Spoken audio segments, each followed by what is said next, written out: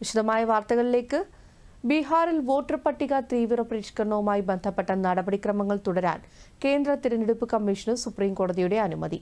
എന്നാൽ നീതിയുടെ താൽപര്യത്തിനായി Aadhaar, ration card, voter ID card തുടങ്ങിയ രേഖകൾ തീവ്ര പരിഷ്കരണത്തിന്റെ ഭാഗമാക്കണമെന്നാണ് പ്രഥമദൃഷ്ട്യാ നിരീക്ഷണമെന്നും Justice Sudhanshu Dhulia, Justice Joymalya Bagchi എന്നിവരടങ്ങിയ ബെഞ്ച് അറിയിച്ചു.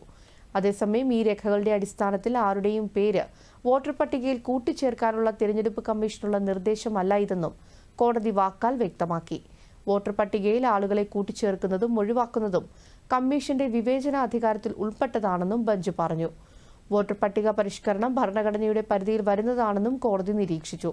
ബീഹാർ നിയമസഭാ തിരഞ്ഞെടുപ്പുമായി വോട്ടർ പട്ടിക പരിഷ്കരണത്തെ ബന്ധപ്പെടുത്തുന്നത് എന്തുകൊണ്ടാണെന്നും രാജ്യമെമ്പാടും ഇത് എന്തുകൊണ്ട് ചെയ്യാൻ സാധിക്കുന്നില്ലെന്നും ബെഞ്ച് ചോദിച്ചു.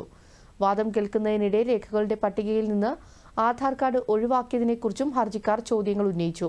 ആധാർ പൗരത്വം തെളിയിക്കുന്ന രേഖയല്ലെന്ന് കേന്ദ്ര തിരഞ്ഞെടുപ്പ് കമ്മീഷൻ സുപ്രീം കോടതിയെ അറിയിച്ചു.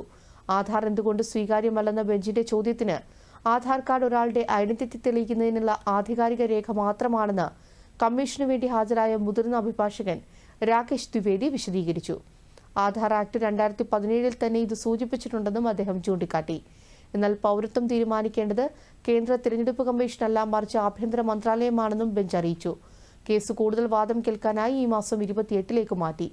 21 തീയതിക്കകം എതിർ സത്യവാങ്മൂലം സമർപ്പിക്കാൻ തിരഞ്ഞെടുപ്പ് കമ്മീഷനോട് സുപ്രീം കോടതി ആവശ്യപ്പെട്ടു.